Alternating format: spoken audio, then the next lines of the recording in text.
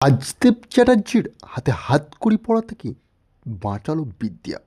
ত্রিধা বিদ্যার পায়ে ধরে ক্ষমা চেয়ে। বন্ধুরা, বিদ্যার চলন্ত পর্বে আমরা দেখতে পাবো যখন থানায় আসে রাজদেব এবং বলে, আমাকে এখানে ডাক করা কেন হয়েছে? ও আচ্ছা, তোমরা সব স্টুডেন্ট এখানে এসে উপস্থিত হয়েছো?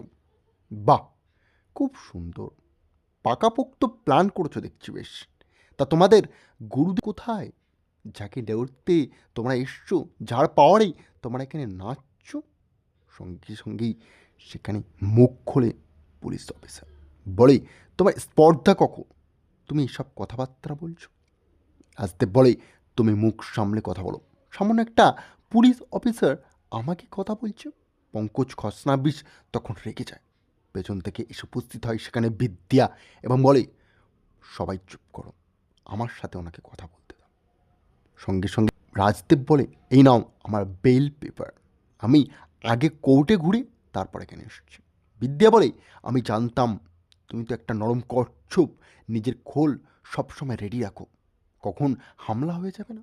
স্টুডেন্টরা দেখতে পাচ্ছ, এরা সংখ্যায় অনেক আছে, স্টুডেন্টের পাওয়ার তুমি হয়তো জানো না, তুমি লটা এখনও ভালোভাবে পারোনি। আমরা সাধারণ জনবহুল সবাই টুকটাক ল জানি। আর বিদ্যা শুধু ওই বায়োলজি পড়ায় না, তার কিছু সেন্স আছে, তাই তোমাকে জেল এক্ষুনি হবে। সঙ্গে সঙ্গেই খাসনবিশ বলে, জিনিসটা মিটমাট করে নিন, আপনার জন্য সুবিধা। রেগে যায় রাজদেব এবং বলে, না, এই যে মেয়েটা দেখছো, একটা ক্যারেক্টারলেস বড় লোক টাকা থেকে অমনি আমার বাড়ির পিছনে পড়েছে আমার বাড়ির বৌমা হওয়ার জন্য, লাফালাফি করছে। এক্ষুনি মেনে নেবো, দেখবো সব ঠিক হয়ে গেছে। তখন ওই বায়োলজি ক্লাস ছেড়ে, সমস্ত কিছু বায়োলজি ছেড়ে চলে আসবে আমার কাছে। ফোন আসে বিদ্যার কাছে এবং বলে, প্লিজ বিদ্যা, আমি ত্রিধা বলছি, তোমার শ্বশুরকে কোনোভাবেই অ্যারেস্ট করো না, ও একটু অবুঝ মানুষ, ওরই ভুল তুমি ক্ষমা করে দাও, আমি তোমার কাছে অনুরোধ করছি, তোমার হাতে পায়ে পড়ছি। বিদ্যা এসে বলে, আপনাকে এ যাত্রায় আমি ছেড়ে দিলাম, কেন বলুন তো? আপনার একমাত্র বউ, যে আপনার সাথে এত কষ্টে সংসার করছে, সে আমার কাছে পায়ে পড়ছে এবং রিকোয়েস্ট করছে বারবার, তাই তার মুখের দিকে তাকিয়ে আমি আপনাকে না ফাঁসি ছাড়তে বাধ্য হলাম একতরফা। তারপরেই সেখান থেকে রাজদেব চলে যায় রাগ ও ক্ষোভ নিয়ে বাড়িতে। পরের দিন সকালবেলা যখন ব্রেকফাস্টের টাইম হয়, রাজদেব তার ক্ষোভ উগলে দেয় স্ত্রীর কাছে এবং বলে, তুমি কি ভেবেছো কি বলো তো, আমার কোনো মান মর্যাদা কিচ্ছু নেই? তুমি একটা সাধারণ টিচারের কাছে আমার ক্ষমা চাইছো আমাকে বাঁচানোর জন্য? কোনো দরকার নয়, ওই বিদ্যাকে আমি পছন্দ করি না। আর তক্ষুনি ত্রিধা বলে, আচ্ছা একটা কথা বলবো, শুনেছ তোমার ছেলের কাল ফুলশয্যা হয়নি, হৃদের ফুলশয্যাটা ক্যান্সেল হয়ে গেছে বিদ্যার সাথে, তোমার বৌমা তার ফুলশয্যাটা হয়নি।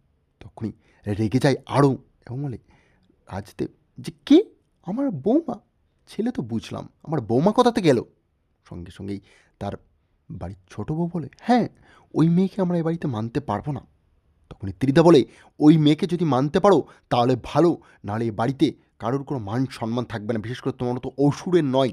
অসুর শব্দটা শুনে রেগে গিয়েই চর মারতে যায় ত্রিদাকে। সঙ্গে সঙ্গে রাজদেব এবং ত্রিদা বলে, এই হাতটা নিচে করো, তুমি যে কাজটা করেছো, এটা যদি বিদ্যাকে বলি, তোমার মান সম্মান সব ধূলিস্যাৎ হয়ে যাবে, তুমি কতটা নিচে নামবে, বলে যে সবার সাথে লড়াই করছো আবার এই বাড়িতে।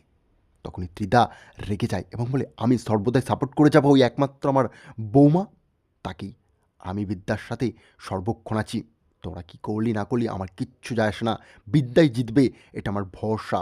আর বিদ্যা আমাদের পরিবারের মান মর্যাদা রক্ষা করবে।